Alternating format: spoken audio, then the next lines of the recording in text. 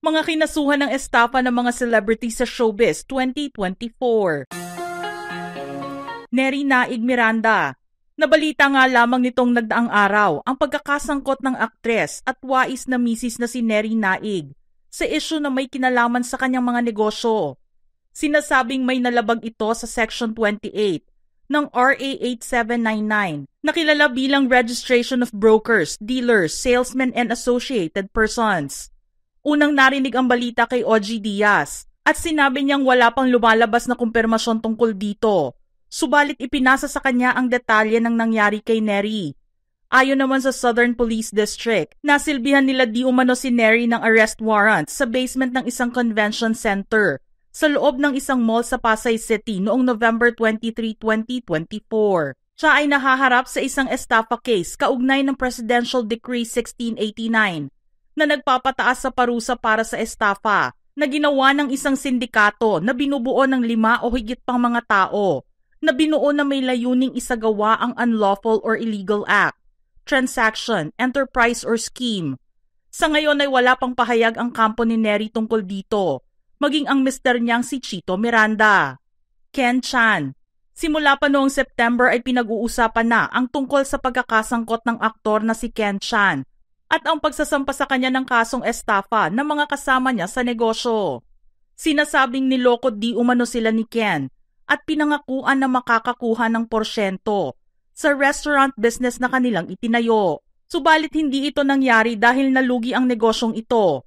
Hindi nga kumita ang Cafe Claus na kanyang sinimulan noong pandemic at isinara na lang nila ito. Nalagyan din ng pangalan ang blind item na lumabas tungkol sa aktor nang matapos ang istorya ng karakter na ginagampanan niya sa abot kamay na pangarap. Ayon din sa balita, November 8 nang silbihan si Ken ng arrest warrant sa kanyang bahay. Subalit walang nadatnan ang mga otoridad sa kanilang lugar. Nakita naman na nag-post si Ken sa social media noong araw ding iyon nang tila bakasyon niya sa Amerika. Nakuha naman ang pahayag ni Ken tungkol dito at sinabing wala siyang ginawang kasalanan at siya ay inilalagay lamang sa maling posisyon ng mga taong sangkot sa issue. Ricardo Cepeda. Nakulong ang aktor na si Ricardo Cepeda matapos nakasuhan ng syndicated estafa noong October 7, 2023. Dinala siya sa QCPD headquarters sa Camp Karingal, ngunit inilipat din sa Cagayan Provincial Jail sa Tuguegarao City dahil andoon ang mga nagrereklamong investor sa kanya. Subalit sinabi ni Ricardo na siya ay idinamay lamang sa kaso at wala siyang kapangyarihan para magsimula ng scam.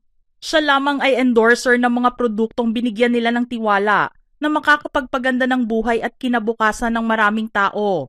11 months ang itinagal niya sa pagkakakulong at nitong September 2024 lang ay napalaya na siya sa pamamagitan ng pagbabayad ng piyansa. Ngayon nga ay balik na sa pag-arte si Ricardo na napapanood muli sa Batang Quiapo.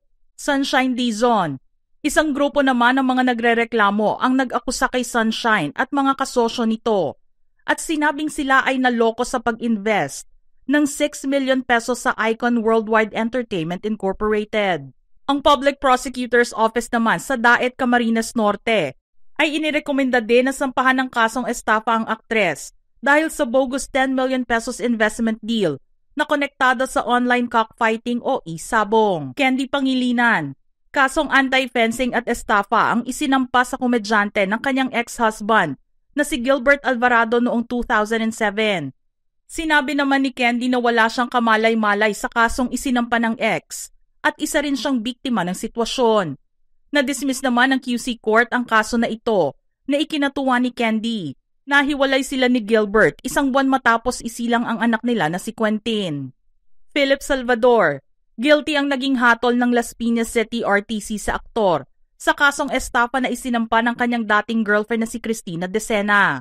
Nag-ugat ang reklamong ito matapos maling gamitin ang $100,000 na ipinagkatiwala sa aktor ng complainant para sa isang business noong May 2002. Subalit tumakbo si Ipe bilang vice-alkalde ng Mandaluyong City noong May 2001 elections. Nagsampa rin si Cristina ng kasong estafa noong 2007 sa halagang 15 million pesos matapos mabigong ilipat ni Ipe ang isang condominium unit sa Wakwak sa ilalim ng kanyang pangalan. Absuelto ang aktor dito. Jay Sonza. August 3, 2023 nang malagay ang broadcast journalist sa Ligtas COVID Center Quarantine Facility sa QC Jail sa Payatas dahil sa commitment order na inisyu ng QC-RTC Branch 100 para sa estafa at syndicated at large-scale illegal recruitment ng Republic Act No. 8042 o ang Migrant Workers Overseas Filipinos Act of 1995. Nasa active watch list din ng Bureau of Immigration si Jay dahil sa warrant of arrest para sa 11 counts ng estafa. Nakalaya naman siya matapos na magbayad ng piyansa. Pansamantalang ibinasura ang kaso sa kanya laban sa syndicated at large-scale estafa. Nakapag-bail din siya sa 77 counts for libel. Bert Nievera. Ang veteran singer at ama ni Martin Nievera ay nakasuhan din ng estafa noong 2006 para sa capital offense ng syndicated estafa at paglabag sa bouncing checks law. Hindi umano nabayaran ng 14.5 million pesos si Ian Muni Laurel para sa kanilang restaurant business. Tumakas di umano si Bert patungong Amerika matapos na hindi matuloy ang pagbubukas ng Country Waffle sa Alabang. Pumanaw naman siya noong March 27, 2018 dahil sa multiple organ failure due to sepsis. Divine Lee. Nadawit si Divine sa kasong estafa na isinampa sa kanyang ama at real estate developer na si Delphine Lee, CEO at board director ng Globe Asiatic Realty noong 2018. May kinalaman ito sa panluloko sa housing loan agency na Pag-ibig ng 7 billion pesos worth of contributors' money para sa Severa Housing Project sa Pampanga. Giit naman ng Korte Suprema na walang syndicated estafa at pinagkalooban pa ng piyansa ang nasabing mastermind na si Delphine Lee. Nyoy Volante. Kasong estafa rin ang isinampa ng ex-girlfriend ni Nyoy sa kanilang dalawa ng kanyang ina noong 2009. Ang singer at ex nito na si Nina ang nagsampa ng kaso laban sa dalawa dahil hindi nila nabayaran ang 1.4 million pesos na utang sa kanya. 600,000 pesos di umano ang unang hiniram ni Nyoy kay Nina noong January 2005. At nagpatuloy ito kahit noong magkarelasyon na sila. Doc Joel Mendez. Isang advertising firm naman ang nagsampa ng kaso sa celebrity doctor dahil sa pag-issue ng mga hindi napopondohang tseke noong 2008. Binaliktad naman ni Associate Justice Amy Lazaro Javier ng 9th Division ng CA ang desisyon ng Regional Trial Court ng Pasig City Branch 64 dahil nagkamali ang mababang hukuman sa paghahanap ng mali kay Mendez para maging guilty ito sa estafa base sa batayan ng reasonable doubt.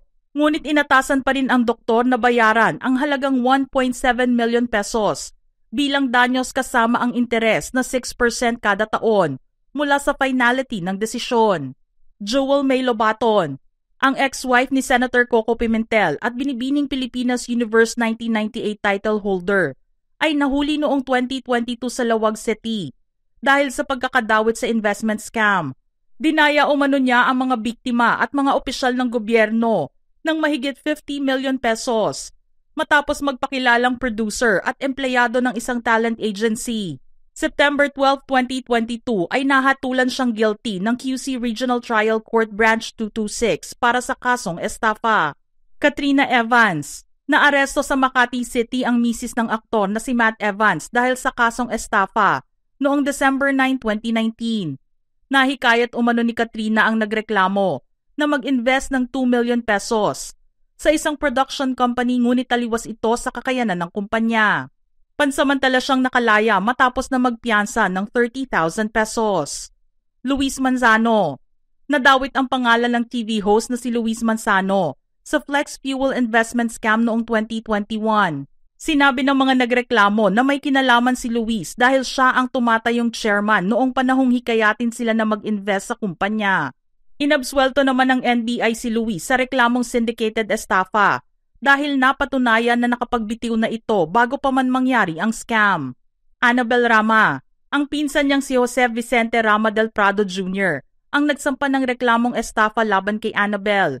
Niloko di umano siya sa halagang halos 1.9 million pesos na pinangakong babayaran subalit tumalbog ang tseke na inisyu ni Annabel sa kanya. Tumanggi naman si Annabel na pondohan o palitan ang mga talbog na tseke. Mga ka-showbiz peeps, anong reaksyon nyo sa ating listahan ngayon? Send your thoughts in the comment section below.